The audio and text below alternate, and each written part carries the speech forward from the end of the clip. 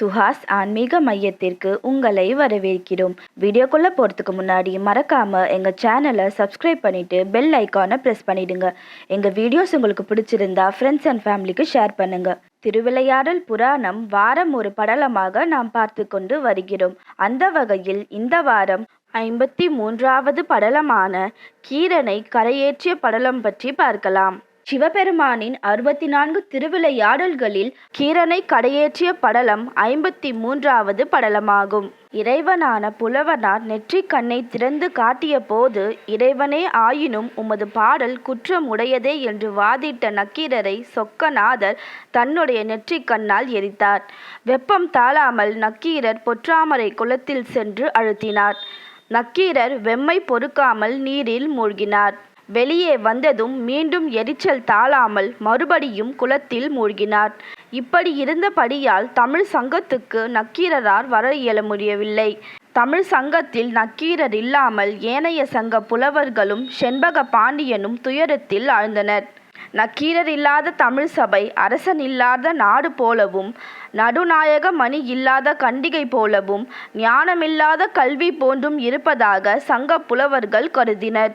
இறைவன் என்று தெரிந்தும் அவருடன் வாதிட்டதால் இந்நிகழ்வு நேர்ந்ததோ, இதனை தீர்ப்பது எப்படி என்று அவையோர் மனம் கலங்கினர். சொக்கநாதரை சரணடைந்ததால் நக்கீரரை திரும்ப பெறலாம் என்று எண்ணி அனைவரும் சொக்கநாதரை வழிபாடு செய்ய கோவிலுக்கு சென்றனர். சொக்கநாதரை பலவாறு போற்றி வழிபாடு நடத்தினர். ஐயனே, செருக்கினால் அறிவிழந்த நக்கீரரின் பிழையை பொறுத்தருளுக என்று வேண்டினர். சொக்கநாதர் மீனாட்சி அம்மனுடன் பொற்றாமரை குளத்தில் எழுந்தருளினார். முன்னர் நெருப்பு கண்ணால் பார்த்த இறைவனார் தற்போது அருட்கண்ணால் பார்க்க நீரில் அழுந்தி கிடந்த நக்கீரர் மீண்டும் எழுந்தார். பின்னர் நக்கீரர் இறைவனார் மீது கைலை பாதி காலத்தி பாதி என்ற அந்தாதி பாடலை பாடினார். கோப பிரசாதம் மற்றும் திருவழுக்கூற்றிருக்கை ஆகிய பாமாலைகளை இறைவனார் மீது பாடினார்.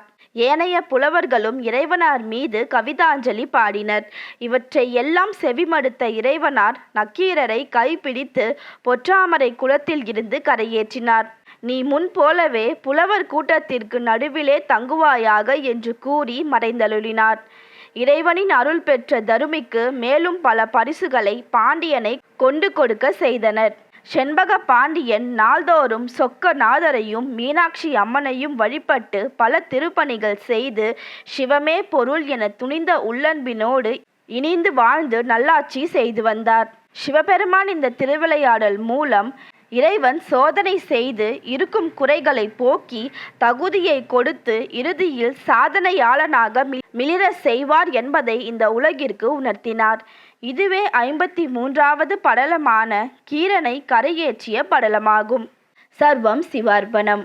உங்கள் பொன்னான நேரத்தை சுஹாஸ் ஆன்மீக மையம் யூடியூப் சேனலில் செலவிட்டதற்கு நன்றி.